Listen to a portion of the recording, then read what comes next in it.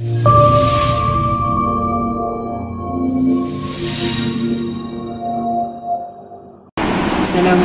warahmatullahi wabarakatuh, dan selamat sejahtera kepada semua anak-anak murid serta guru-guru yang melihat siaran ini.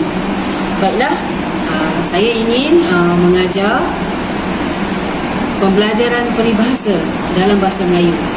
Peribahasa ni penting dalam bahasa Melayu kerana ianya digunakan dalam karangan.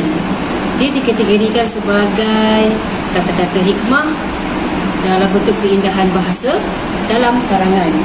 Jika dalam karangan itu kita letakkan peribahasa, makanya ia akan menjadi lebih indah karangan tersebut. Jadi apa yang saya ajar di dalam kelas bagi memudahkan anak murid ingat peribahasa tersebut, saya ingin berkongsi di sini terdapat 30 peribahasa yang dalam buku teks bahasa Melayu yang dulu bahasa Melayu, buku teks bahasa Melayu ada peribahasa yang telah dikeluarkan oleh Cikgu Sazali. Saya selalu pergi ke Cikgu Sazali Blogspot. Dia berjaya keluarkan 30 peribahasa di dalam buku teks yang dulu, yang sebelum KSSM ni. Dalam buku teks bahasa Melayu terdapat 30 peribahasa, dan buku teks bahasa Melayu yang lama yang di dalam tingkatan 4 adalah 19 buah peribahasa. Okey. Cara saya mengajar anak murid dalam pembelajaran peribahasa ni ialah saya selalunya akan menghasilkan begini. Okey, di mana kita memberikan satu peribahasa kepada anak murid. Kemudian daripada perkataan tersebut ada maksud juga, dan daripada maksud itu maka terhasillah keratan-keratan yang dibuat oleh anak murid peribahasa-peribahasa ini. Okey, peribahasa-peribahasa ini akan ditampal di dinding kelas. Penuh di hadapan ni, ditampal di dinding kelas supaya anak murid bila masuk ke kelas hari-hari akan melihat peribahasa yang telah mereka lakukan, mereka lukiskan. Hanya menggunakan 3 warna untuk membuat sesuatu peribahasa, maka terhasillah peribahasa-peribahasa ini secara tak langsung murid dapat belajar. Sekarang itu saja peribahasa yang saya dapat ni, daripada nombor 1 hingga nombor 30 daripada tingkatan 5. Saya baca sedikit ya. Lintah darat, bagai au dengan tebing, anak dagang, puja emas di negeri orang, puja batu di negeri sendiri. Kalau takut lebih baik berada di negeri sendiri. Kemudian kalau takut di lambung ombak, jangan berumah di tepi pantai. Indah kabar dari rupa, hati gajah sama di lapah, hati kuman sama di cecah, dan banyak lagi.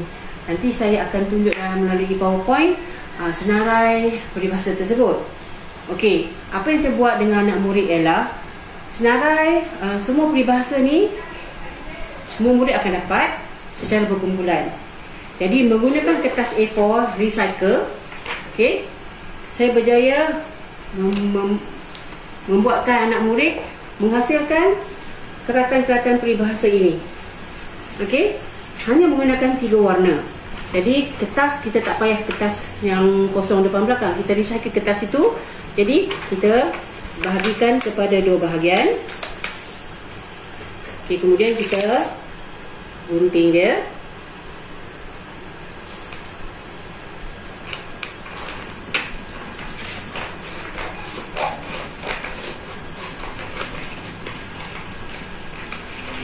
Okey, lepas tu kita pilih.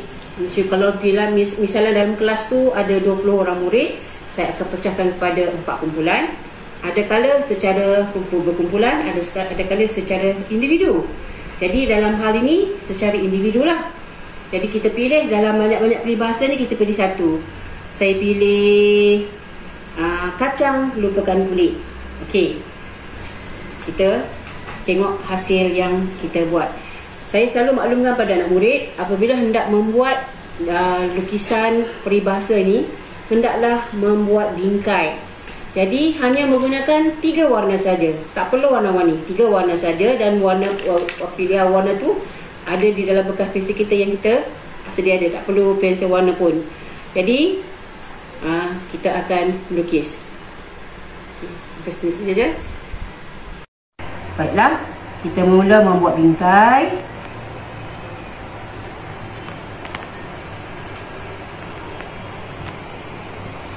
Okay, kalau dah biasa buat memang senang Hasil karya tu nanti kita akan tampal di dinding.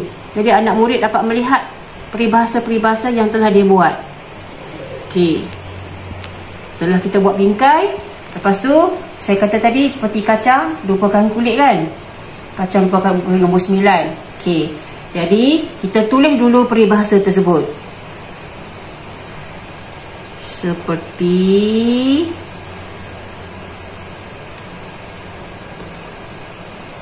kacang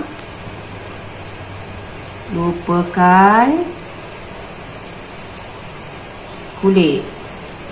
Okey, maksud. Kita warna hijau, warna biru pula. Maksudnya ialah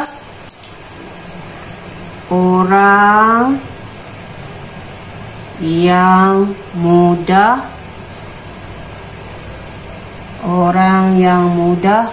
melupakan asal usulnya atau orang yang tidak mengenang budi. Okey, selepas kita tulis maksud, setelah ada peribahasa, kita beri contoh ayat. Okey, contoh ayat. Okey, contoh ayatnya, Aiman sudah lama tidak pulang melihat ibunya. Dia bagaikan, ataupun kita kata dia seperti kacang lupakan kulit. Okey, di sini kita nak mengenangkan bahawa dia tidak mengenang jasa ibu dia lah ya. Okey, kacang lupakan kulit. Okey, setelah kita buat bingkai, letakkan peribahasa, berikan maksud serta contoh ayat, maka kita boleh lukis rupa kacang itu. Okey, buat untuk kacang.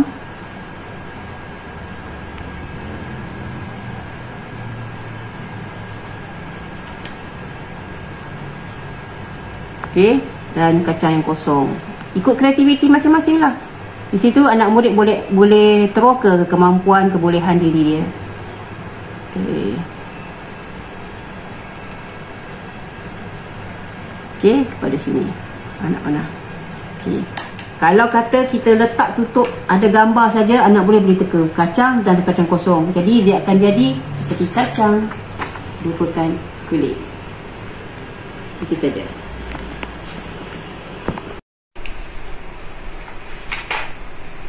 Ini